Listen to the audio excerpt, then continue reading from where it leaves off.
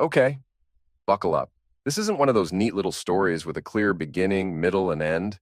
This is my life, and it got blown to hell and back, literally. It all started, as these things often do, pretty damn good. Too good, probably. I'm 28, work in IT, decent job, nothing glamorous. 6 months ago, I met Sarah, 26. It was at my buddy Alex's housewarming. She was magnetic. You know the type. Bright eyes, laugh that pulls you in. We clicked instantly. I broke my own rule and texted her the next day. Couldn't help myself. Our first date was simple, Italian place downtown. She talked about hiking, being outdoors. I'm more of a gym guy, climate control preferred, but she made even muddy trails sound appealing. Things move fast. We fell hard, or at least I did. Introduced her to my friends. My mom even approved, a rare feat. Ryan, my best friend, kept saying, "Dude, finally, she's a keeper." Famous last words. About a month and a half in, she invited me to a work happy hour. That's where I met Jake. Project manager, tall, slick hair, blindingly white teeth. The kind of guy you instinctively distrust. There was something between them. An ease, inside jokes. Sarah brushed it off. "Oh, Jake? We've worked on tons of projects together. Practically joined at the hip work-wise." Yeah, work-wise. I should have listened to my gut then, but I wanted to believe her. She lit up differently around him. 3 months. That's all it took for us to decide to move in together. 3 freaking months. Yeah, I know. Ryan gave me the slow down man speech, but her lease was up, my place was bigger, and closer to her office. We were spending every night together anyway. It just made sense on paper. Like merging bank accounts before you've even discussed long-term financial goals. Stupid, in retrospect. The first few weeks were honeymoon phase stuff. Cooking, Netflix. She even dragged me to a yoga class I secretly loathed. Then the late nights started. Vague excuses. Project deadlines, team meetings. Jake's name popped up constantly. Jake and I are swamped with the Miller account. Jake needs help finalizing the presentation. I work in IT, I know long hours, but this felt different. She'd come home exhausted but wired, smelling faintly of a cologne that wasn't mine. Then came the proposal. Yeah, I know, moving even faster. It was 4 months in. We were at this scenic overlook, sunset painting the sky, cheesy, I know. But I was caught up, convinced she was the one. I got down on one knee, pulled out the ring I'd spent way too much on. She cried, said yes, the whole 9 yards. We were engaged. For about 2 months, things felt okay. Strained maybe, but okay. I chalked it up to wedding planning stress starting early, her demanding job. Then came the weekend I planned a surprise getaway, cabin by a lake 2 hours out. She'd been stressed, I thought it'd be perfect. Coordinated with her friend Amy to make sure she was free. Morning of ding, text message. "Work emergency," she says, looking genuinely flustered. "So sorry, babe, gotta go into the office." "Rain check?" Disappointed, but what could I do? "Yeah, sure. Work sucks." Later that day, pure chance. Paying our shared phone bill online. Call log details, multiple calls that morning before the emergency text from Jake's number, and a flurry of texts between them. When she got home, I asked casually, "How'd the server crisis go?" She stumbled. Yeah, database thing. Jake and I finally sorted it." She worked in marketing. She wouldn't know a database server if it bit her. My stomach twisted. That's when the real paranoia fuel started. Phone guarded like Fort Knox. Face down on the coffee table. Password changed. New work security protocol, she'd claimed. New lingerie started appearing, expensive, lacy stuff. Definitely not for my benefit, because I never saw it on her unless it was peeking out from under her work clothes. Perfume she only wore to the office. I had to ask. Dinner one night, I just laid it out. "Sarah, is there something going on with you and Jake?" Boom. Instant defensive meltdown. "Are you serious? You're accusing me? After everything? I can't believe you don't trust me. He's just a friend." God, you're so controlling sometimes. She turned it around, made me the bad guy. Huge fight. Slammed doors, sleeping on the couch. The air in the apartment turned toxic. I tried to push it down. Maybe I was being paranoid. Maybe the stress was getting to me. Then, about 3 weeks ago, she announced a girls' weekend. Camping trip. Amy and some college friends. Northwoods, near some lake. She couldn't remember the name. "The cell service is spotty up there," she warned, a little too casually. "So don't freak out if you don't hear from me much, okay?" My gut screamed BS. The day after she left, I got a text from Amy. "Hey, is Sarah free for coffee tomorrow morning? Haven't seen her in ages." My blood ran cold. Amy wasn't on any damn trip. We had location sharing on our phones. Set it up months ago for safety, emergencies. I'd almost forgotten about it. I opened the app, heart pounding, fully expecting her location to be turned off or spoofed. Nope, there it was. A pin deep in the woods, 2 hours north. Not a public campground. A private cabin, listed right there on Google Maps as March Lake Retreat, private. Jake's family name is March. I felt sick, physically ill. What do? Drive up there, confront them? Wait? I decided to wait. Let her walk back into the lie. I needed to think. That evening, the weather turned biblical. Severe thunderstorm warnings flashed across my phone screen for the exact area her pin was located. Not uncommon up there, storms blow in fast off the lake. Still, a knot tightened in my chest. I texted a heads up. Looks nasty up there, stay safe. No reply. Called, straight to voicemail. Bad service, I told myself, but the worry was real, mixed with the simmering rage. Despite everything, the thought of her being hurt. Around 10 p.m., my phone rang. Unknown number. Is this my name? A calm, professional voice asked. Yes? This is Nurse Carol from North Regional Hospital. We have Sarah admitted here. There's been an accident. My blood turned to ice. What kind of accident? She was involved in a lightning strike incident up near March Lake, the nurse said, her voice even. She's stable, but she has some significant burns and trauma from a fall. We're monitoring her closely. Then the kicker. She gave us your name as her emergency contact and fiancé. Fiancé. The word felt like ash in my mouth. Was anyone else involved? I managed to ask, dreading the answer. Yes, a male companion, Jacob March. He was also struck. His condition is more critical. He's currently in the ICU. Jake, of course. The universe really does have a sick sense of humor, doesn't it? Or maybe just impeccable timing. The 2-hour drive to the hospital was a blur. Autopilot engaged. Mind a chaotic storm of anger, betrayal, and a confusing flicker of concern. I got there around midnight. The ER waiting room smelled of antiseptic and fear. They directed me to Sarah's room. She was awake, hooked up to machines, bandages covering her right arm, shoulder, and trailing up her neck. The smell of ozone and burnt flesh faintly lingered. The confident, bubbly woman I thought I knew was gone, replaced by this pale, terrified creature. When her eyes met mine, the dam broke. Shock, shame, fear. It was all there. Tears streamed down her face. She choked out the confession between sobs. The affair, almost 2 months, started after late nights at the office. Drinks turned into more. Met at his place, sometimes hotels. The cabin was supposed to be their special weekend. She swore it was just physical at first, then feelings got involved. She was confused, planning to talk to me after the trip. Right, the lightning? They were hiking to a scenic lookout, ignored the darkening sky and rumbling thunder. Too arrogant, too caught up in their little tryst. They were in an open clearing, she said, both carrying metal hiking poles. The strike came out of nowhere, threw them both several feet. She thinks she hit her head when she landed. She kept weeping about karma, about the universe punishing her. It's a sign, don't you see? She sobbed. We weren't meant to be doing that. The universe stopped us. I just stood there, numb. The rage I expected wasn't there, replaced by a vast, empty coldness. I wanted to scream, to rage, but nothing came out. It was like a circuit breaker tripped in my brain. This wasn't my Sarah. This stranger in the hospital bed, talking about cosmic punishment for her infidelity. I didn't know her at all. I need some air, I mumbled and walked out.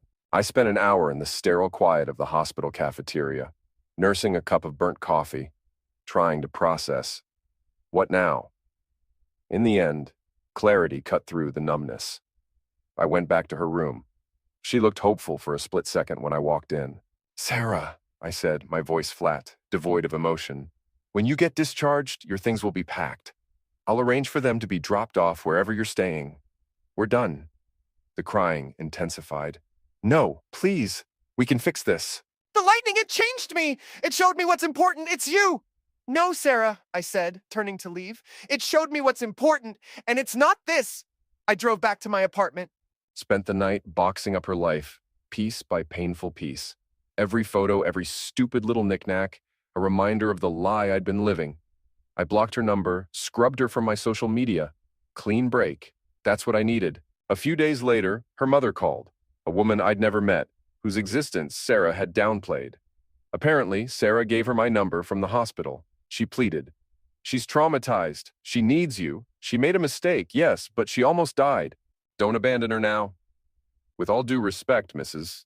Sarah's last name, I said, keeping my voice steady. Sarah made choices long before that lightning strike. I wish her a full recovery, but I can't be part of it. The trust is gone. She called me heartless and hung up. Word trickled through mutual friends. Jake was out of the ICU, but had neurological issues, memory gaps, tremors, trouble speaking. Sarah was discharged, apparently staying with a coworker because she had nowhere else to go. Then the calls started. Blocked numbers, burner apps, emails, pleading, apologizing, then shifting blame. The real kicker came about 2 weeks post-hospital. A bill arrived, not addressed to me, but forwarded from our old shared address. It was from the hospital for Sarah's initial emergency treatment, thousands of dollars. A few hours later, an email from her. Subject: urgent, bills. I know you're angry, but I have nowhere else to turn. I can't work yet. The burns still need care. And I have these massive hospital bills. I don't have insurance that covers all this. You know my job's coverage is crap. This happened while we were still together, technically. While we were engaged. You need to help me pay for this. It's the least you can do. This whole situation, it wouldn't have happened if you hadn't been so distant, so suspicious. You pushed me towards Jake. I stared at the screen, incredulous. The audacity. She cheats, gets zapped by divine intervention or sheer stupidity, and now I owe her? Because I was supposedly distant? I typed back a short, sharp reply. Sarah, your medical bills are a consequence of your choices with your affair partner. My distance didn't make you drive 2 hours to cheat in a cabin. Do not contact me about money again. Get help. That, apparently, was the wrong thing to say. The following Monday, I was walking back from lunch, heading into my office building downtown. Suddenly, Sarah was there, blocking the entrance. She looked wild. Hair unkempt, eyes wide and blazing. The scar on her neck looked raw. You think you can just ignore me, ruin my life, and walk away? She shrieked, drawing attention from passers-by and people near the lobby doors. You owe me, you hear me? Owe me! Sarah, keep your voice down, I said, trying to move past her. This isn't the time or place. Oh, nowhere is the time or place for you, is it? She spat, getting right in my face. Too busy being perfect, too busy judging me? It's your fault. You were never there. Always working, always accusing me. You drove me to him, you made me do it. And then she swung. Open palm, cracked across my face, hard. The sting was sharp, shocking. People gasped. Security guards started moving towards us from inside the lobby. Years of anger, hurt, and betrayal surged through me. I reached into my pocket, pulled out the damn engagement ring I'd inexplicably been carrying around like a cursed artifact, and threw it at her feet. It skittered across the pavement. We are done, Sarah! I yelled, my voice shaking with rage. Get the hell out of my life! Security, call the police! She attacked me. Sarah crumpled, sobbing hysterically, pointing at me and screaming incoherently about betrayal and lightning and how I'd abandoned her. Security arrived, gently but firmly restraining her. The police showed up quickly. They took statements, saw the red mark on my face, witnessed her completely unhinged state. Given her recent trauma, her aggressive behavior, and her obvious distress, they didn't arrest her for attack right then. Instead, they escorted her to a car, informing me they were taking her for a psychiatric evaluation at County General. Crisis intervention. I stood there, shaking, humiliated, the damn ring still glinting on the dirty sidewalk. My boss saw the whole thing from his window. He was understanding, thankfully, but the embarrassment burned. I picked up the ring, feeling numb again, and went back inside, trying to pretend my life wasn't a complete freaking dumpster fire. After the psych hold, which apparently lasted 72 hours, Sarah was released to her parents' care. Things went quiet for a bit. I started therapy, tried to piece myself back together. My therapist said the workplace confrontation, the public humiliation, it was all part of Sarah's attempt to regain control, to force a reaction, any reaction from me. It also suggested her mental state was more fragile than I realized, possibly exacerbated by the lightning strike, maybe pre-existing issues. I started seeing someone new, tentatively. Allison. Met her through a mutual friend. Low-key. She's normal, stable, kind. A breath of fresh air after the toxic hurricane of Sarah. I kept it quiet, didn't want any drama. We were maybe a month in, things going slow, but nice. Then came the call from Sarah's dad. I'd met him once, briefly, before the proposal. Seemed like a regular blue-collar guy. This call was anything but regular. "Listen here, you little crap," he slurred, clearly drunk. "You think you can mess up my daughter's head and just walk away clean? Mister, Sarah's last name. With all due respect, what happened between Sarah and me is over," I said calmly, signaling to Allison I needed to take this outside. "Over? Over? She's crying every night. Can barely leave the house. Talking crazy crap about lightning and destiny. This is your fault. You were going to marry her." "She cheated on me, sir, extensively, and her current state. She needs professional help, not me." "Bees, you messed her up. You owe her. You're going to make this right." He hung up. I felt a chill despite the anger. This family was unhinged. A week later, I was driving home from Allison's place late Friday night. Quiet suburban street, maybe a mile from my apartment. Headlights appeared behind me, tailgating aggressively. I slowed, annoyed, figuring they'd pass. Instead, they stayed glued to my bumper. Then they swerved, pulled alongside me, forcing me towards the curb. An old, beat-up pickup truck. I recognized it. Sarah's dad's truck. He cut me off, slamming on his brakes, forcing me to stop. He jumped out, face puce with rage, staggering slightly. "Oh, crap! Get out of the car!" he roared, banging on my window. I locked the doors, grabbed my phone. "What do you want?" I yelled through the glass. "You ruined her!" he screamed, spittle flying. "She was fine before you. Happy. Now look at her, freaking out every day. You were almost family, damn it! You should take her back, take care of her. That's insane. Get away from my car. I'm calling the cops." I fumbled with my phone, dialing emergency. "You ain't calling nobody," he snarled, and that's when I saw it. He reached into the truck, pulled out a Colt. Not just any Colt. Looked like a goddamn Magnum, huge, silver, reflecting the streetlight. My heart leaped into my throat. This wasn't just drunk rambling anymore. "You listen to me," he said, voice dangerously low now, tapping the barrel against my window. "You're gonna call Sarah. You're gonna tell her you made a mistake. You're gonna take her back, marry her like you promised." "Are you crazy?" I stammered, the emergency dispatcher whispering on the line. "Put the tool down. You think I'm playing?" His eyes were wild. He raised the tool. I instinctively ducked, flinching away from the window. Bang! The sound was deafening inside the car. A searing, unbelievable pain shot through my left calf. Glass exploded inwards from the side window, showering me. I screamed, grabbing my leg, blood instantly soaking through my jeans. He stared at the tool, then at my shattered window, then at me clutching my leg. The rage on his face morphed into panic. Pure deer-in-the-headlights terror. He scrambled back into his truck. Engine roared, tires squealed, and he was gone, peeling out down the street. Adrenaline, shock, pain. I relayed what happened to the emergency operator, gasping. Location, description of the truck, the shooter, Sarah's father. Lights and sirens were approaching within minutes. Paramedics cut open my jeans, applied pressure. Cops swarmed the scene. Bullet went clean through the calf muscle, thankfully missed the bone and major arteries. Still hurt like absolute hell. Ambulance ride, ER, x-rays cleaning the wound, stitches. The police were all over it. Attempted homicide, aggravated attack with a deadly weapon, unlawful discharge of a firearm. They found the truck abandoned a few miles away, picked him up at his house a couple of hours later, apparently passed out drunk, Magnum tucked under his mattress. He denied everything at first, then lawyered up. But the evidence was overwhelming. My testimony, the shell casing at the scene, fire shot residue on him, the abandoned truck, the tool itself. Legal consequences came fast. He was charged. Bail denied due to the violence and flight risk. He's facing serious prison time. Attack with a deadly weapon carries a mandatory minimum in this state, plus the attempted homicide charge. He threw his life away in a drunken, rage-fueled moment. Sarah's mom called me once, crying, begging me to drop the charges. I told her politely but firmly, he shot me. He tried to eliminate me. There's nothing to discuss. Recovery was slow.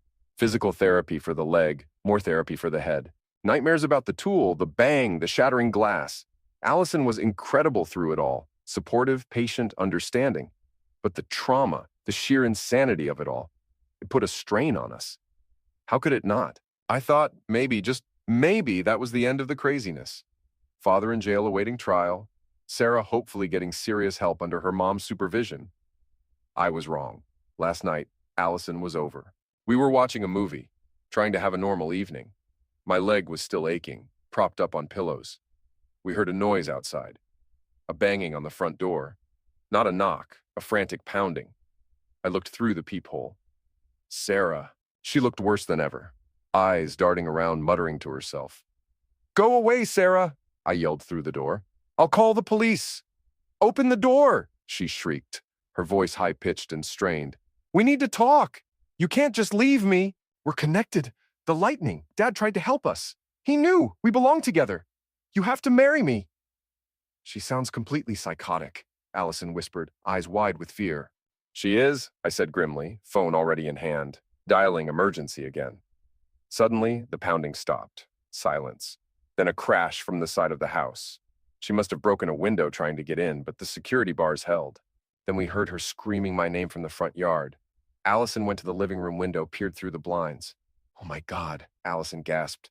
She's just standing on the lawn yelling. Then Allison must have moved, or Sarah saw her shadow, because Sarah's head snapped towards the window, her eyes locked onto Allison. A new kind of rage filled her face. Before I could react, Sarah let out a primal scream and charged the front door again, hammering on it with renewed fury. You witch! Get away from him! He's mine! The door held, but she started screaming obscenities, threats. Then abruptly, she ran off the porch. We heard frantic footsteps on the gravel path leading around the back. I hobbled towards the back door, heart pounding. Allison followed, terrified. We heard another crash, the back patio door glass shattering. But she didn't come in. Instead, moments later, she reappeared at the front door, which Allison had apparently unlocked and opened a crack to see where she'd gone after the noise stopped at the back, a stupid, panicked mistake. Sarah ripped the door open before Allison could slam it shut. She lunged inside, not at me, but straight at Allison. Eyes blazing, she grabbed Allison by the hair, yanking her brutally off her feet and dragging her out onto the front lawn. He's mine! Do you hear me? Mine! Sarah screamed, shaking Allison like a ragdoll, pulling clumps of hair out. Allison was screaming in pain and terror. Adrenaline surged through me, overriding the pain in my leg. I launched myself at Sarah, tackling her off Allison, sending us both sprawling onto the damp grass. Sarah fought like a cornered animal, scratching, biting, screaming nonsensical things about destiny and sparks and how Allison was trying to steal her cosmic connection. It was pure chaos. Allison sobbing on the ground, me wrestling with my utterly insane ex-fiancée on the front lawn, her father rotting in jail for shooting me. All because of a lie that got struck by lightning. Neighbors' lights were flicking on, and in the distance, growing louder, the familiar sound of police sirens heading my way.